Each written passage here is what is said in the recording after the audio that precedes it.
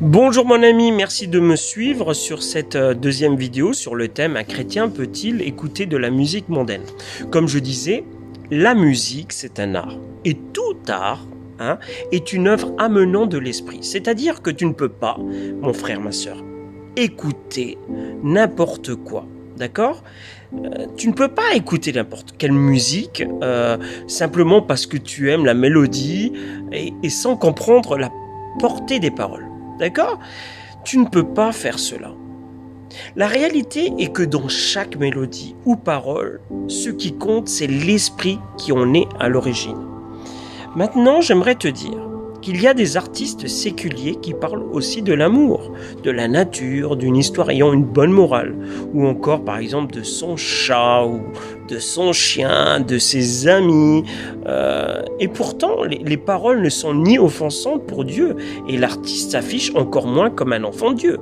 Est-ce qu'aujourd'hui, nous pouvons nous permettre de dire que nous ne devrions pas écouter ce chant ? Être chrétien, mes frères et sœurs, et écouter de la musique produite par des artistes non chrétiens n'est pas, je dirais, un manque de fidélité. Vous comprenez ? Quand je parle d'un manque de fidélité, c'est à Dieu. Comme certains chrétiens extrêmes disent, cela ne serait ni un frein à la présence de Dieu, ni un frein à ta croissance spirituelle. Je te l'assure.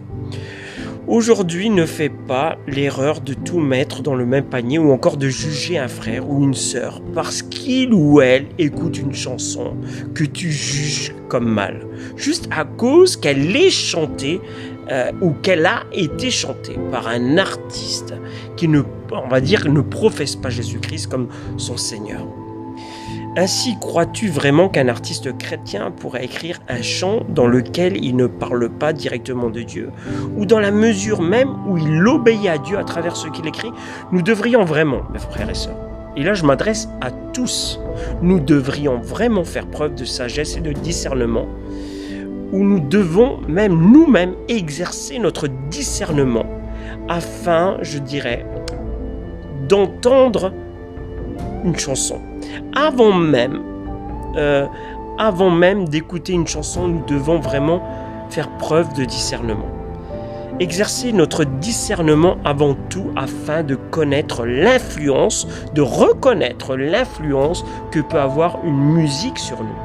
C'est ça le but. Est-ce que cette musique me pousse à pécher en acte, en pensée? Est-ce que ma conscience me reprend? Est-ce que mon entourage me reprend? Dans quelle mesure est-ce que ce que j'écoute peut m'affecter? La réponse dans la troisième vidéo.